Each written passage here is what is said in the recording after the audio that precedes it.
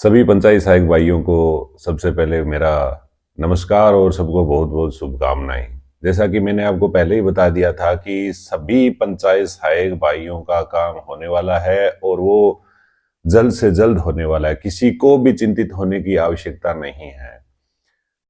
कल से शिक्षा विभाग की तरफ से जो एक लेटर जारी किया गया है और जिसके अंदर सूचना चाही गई है, उसके अंदर पात्र और अपात्र को लेकर कल से ज्यादा कुछ बवाल मचा हुआ है, जिससे पंचायत सहायक भाई काफी परेशान नजर आ रहे हैं। उनको लग रहा है कि भाई जो अपात्र है वो पीछे रह जाएंगे। उनका सोचना भी सही है, क्योंकि अगर ऐसा कुछ ही नहीं होता तो सिर्फ ये फिर पात्र और अपात्र का झंझट ही क्यों होता। सीधी एक साथ में ही पूरे सभी जिलों की एक साथ में सूची बन जाती, उन पर मोहर लग जाती और अनुमोदन हो जाता, सबकी एक साथ में अडॉप्टिंग हो जाती। उनका इस प्रकार से सोचना भी जायज है, क्योंकि अगर निदेशालय से ऐसी सूचना चाही गई है, शिक्षा विभाग के अंदर ऐसी सूचना चाही गई है कि कितने पात्र है और कितने अपात्र है, तो इसके पीछे कोई न कोई तो उनकी योजना जरूर होगी, कोई न कोई तो रीजन होना जरूर है। लेकिन ऐसा कोई रीजन नहीं है जिस वजह से पंचायत सहायक भाई अपनी अडॉप्टिंग से पीछे रह जाएंगे। ये आप अपने दिमाग से निकाल लो। सरकार किसी भी कीमत पर आपको एडॉप्टिंग से बाहर नहीं करने वाली है। जो ही ये पत्र आया था उसके साथ ही हमने जिला शिक्षा अधिकारी कार्यालय और शिक्षा निदेशालय दोनों जगह हमने दोनों जगह जाकर संपर्क किया। वहां पर बैठे पदाधिकारियों से बात की तो उन्होंने ये स्पष्ट रूप से संकेत दिया है कि पहली बात तो ये कि आप सबको बहुत बहुत बधाई कि 8 दिसंबर लास्ट 10 दिसंबर से पहले पहले आपके जो पूरी अपनी सभी जिलों की जो सूची है एडॉप्टिंग के लिए वो जारी हो जाएगी।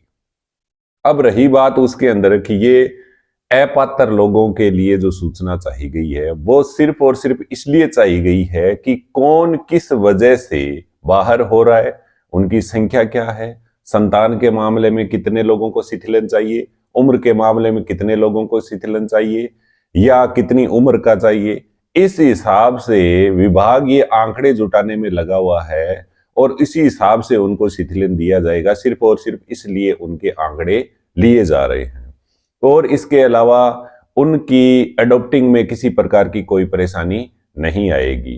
अभी कल से पूरे प्रदेश भर के पंचायत सहायक है वो इधर उधर फोन कर रहे हैं और उनको चिंता सता रही है कि भाई आने वाले कल में हमारा क्या होगा, हम एडॉप्ट होंगे या नहीं होंगे। तो उनकी जानकारी के लिए मैं पुनः आपको क्लियर कर देना चाहता हूं कि ये तय है कि आपकी एडॉप्टिंग नहीं रुकेगी।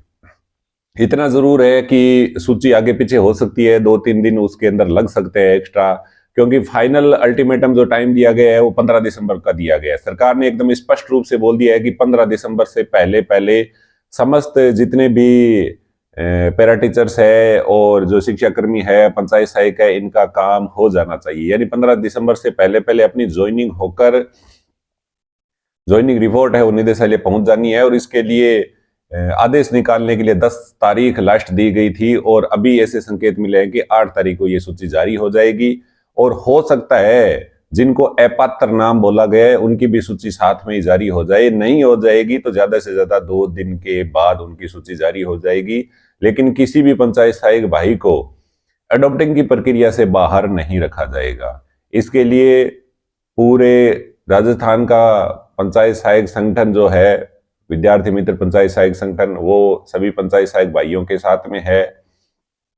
देखो, कई विभागीय अड़चने होती हैं, जो उन अड़चनों से बचने के लिए ये काम किया जा रहा है और कई चीजें ऐसी होती है जो लागू होने से पहले हमारे समझ में नहीं आती है।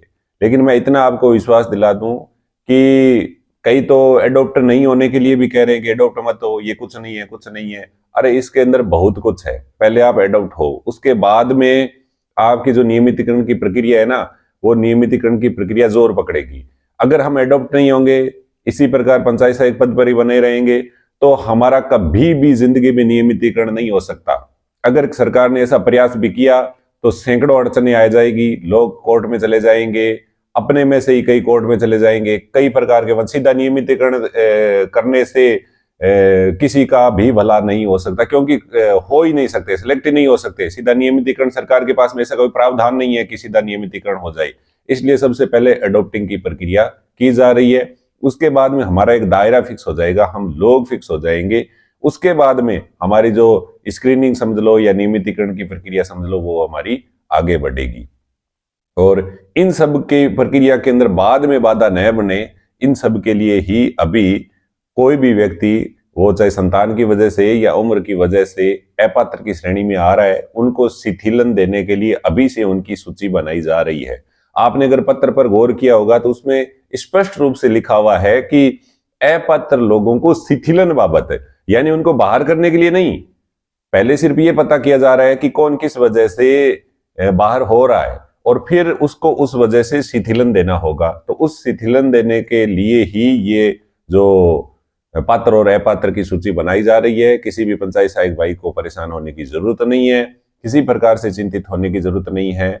और 10 दिसंबर से पहले पहले सभी पंचायत सहायक भाइयों को अडॉप्टिंग की प्रक्रिया के अंदर ले लिया जाएगा और उनको ज्वाइनिंग करवा दी जाएगी। एक बार पुनः सभी पंचायत सहायक भाइयों को बहुत बहुत शुभकामनाएं और आपके उज्जवल भविष्य की दुआओं के साथ में। जय हिंद।